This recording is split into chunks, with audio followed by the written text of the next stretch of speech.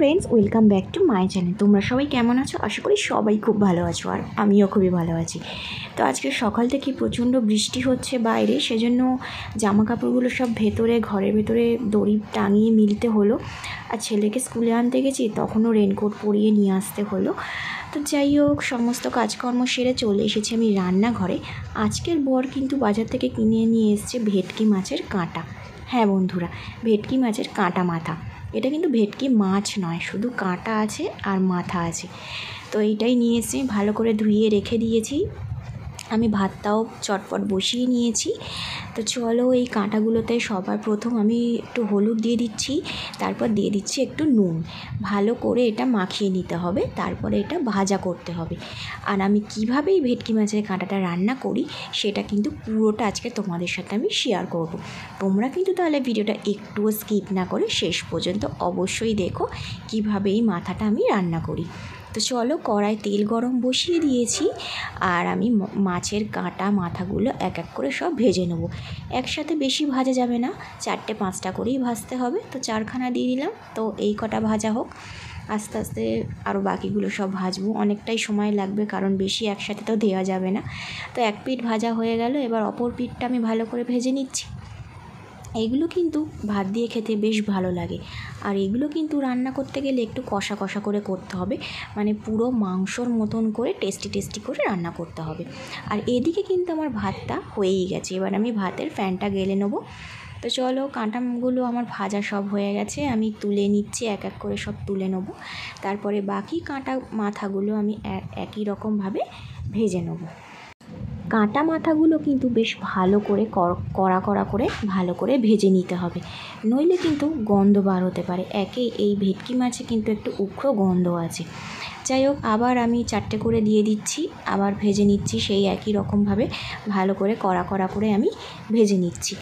তো ভাত তো আমার হয়ে গেছে, আমি ফ্যান গেলে নিয়েছি, কিন্তু কাঁটাগুলো ভাজা এখনও চলছে, কারণ অনেকগুলো কাঁটা নিয়ে এসেছি। আর সব কটাই আমি ভেজে নিচ্ছি, সব কটাই রান্না করে নেবো আর রাখবো না ফ্রিজে। তো দেখো, আমার সব কটা কাঁটা ভাজা হয়ে গেছে।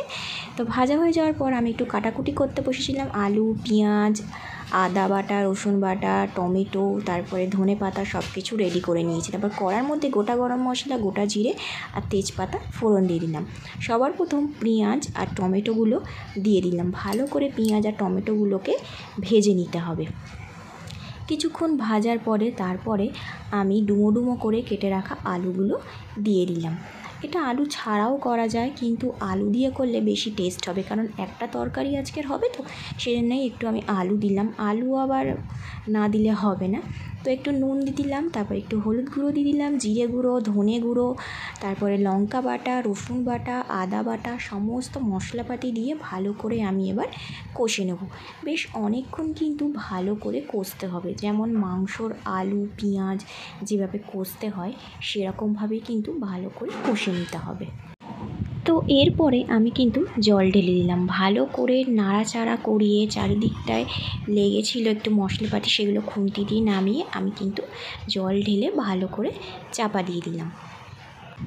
তরকারিটা ওইদিকে ফুটছে, আর এই দিকে কড়ায় ভেটকি মাছের তেলও নিয়ে এসেছিলো একটুখানি। সেই তেলটা একটুখানি তেলে দিতে দেখো কতটা তেল বেরিয়েছে। এই তেলটা কিন্তু টিফিন বাক্স করে আমি রেখে দেবো, অন্য কোনো মাছ ভাজা বা কোনো মাছের তরকারিতে কিন্তু এই তেলটা আমার কাজে লেগে যাবে। আর এই তেলটা ভাজা হয়েছে, ওরা শুকনো ভাত দিয়ে খায়। তো যাই হোক, তরকারি আমার ফুটছিল অনেকক্ষণ ধরে, আর আলুগুলো অনেকটাই সেদ্ধ কিন্তু প্রায় হয়েই গেছে। দেখো, একদম সেদ্ধ হয়ে গেছে। এবারে কিন্তু আমি ভেজে রাখা যে মাছের মাথা কাঁটাগুলো ছিল সেগুলো সব দিয়ে দিচ্ছি তরকারির মধ্যে। একটুখানি নাড়িয়ে চাড়িয়ে আবার আমি একটুখানি ঢাকা দিয়ে দিলাম, কারণ যাতে মশলাগুলো যেগুলো দেওয়া হয়েছে সেগুলো যাতে মাছের কাঁটার মধ্যে যাতে ঢোকে, সেজন্য কিছুক্ষণ ফুটতে দিলাম। তরকারি কিন্তু আমার অলমোস্ট হয়েই গেছে, শুধু কিছুক্ষণ পরেই এবার কিন্তু আমি নামিয়ে দেবো। একটু ফুটতে দিতে হবে। এরপরে আমি গ্যাসটা অফ করে দিয়ে ওপর থেকে গরম মশলাটা ছড়িয়ে দিচ্ছি। গরম মশলা না দিলে এইসব তরকারিতে একদমই ভালো লাগে না।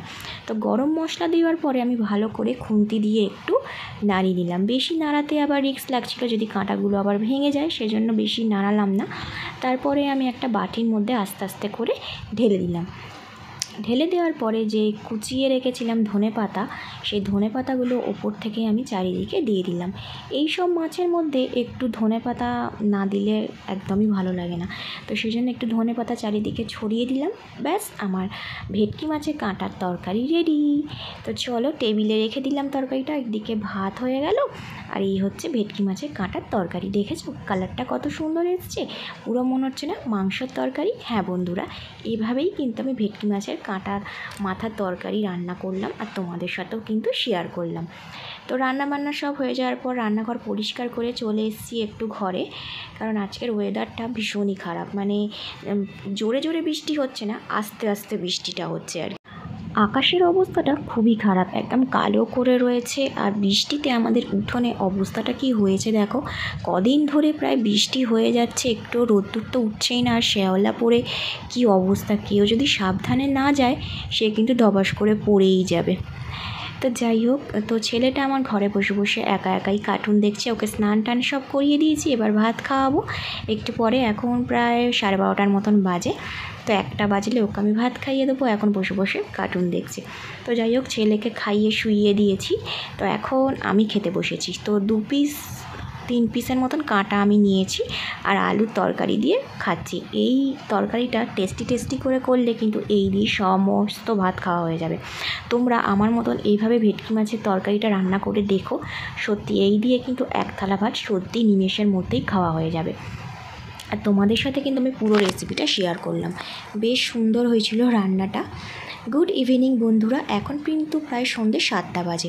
খাওয়া দাওয়ার পরে শুয়ে ঘুমিয়ে পড়েছিলাম আমি আর ছেলে, ঠান্ডা ঠান্ডা ওয়েদার ছিল, সেই জন্য ঘুম থেকে উঠে চা করলাম, তারপর ঠাকুরকে সন্ধ্যে দিলাম, তারপর এখন আমি ছেলেকে পড়াতে বসেছি, লেখাতে বসেছি আর কি। তো পড়ানো হয়ে যাওয়ার পরে এখন প্রায় রাত 10টা বাজে।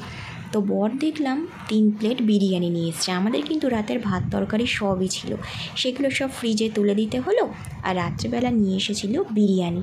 তো বিরিয়ানি ছেড়ে কে আবার ভাত খায় বলো, সেজন্য বিরিয়ানিটাই খাওয়া হলো।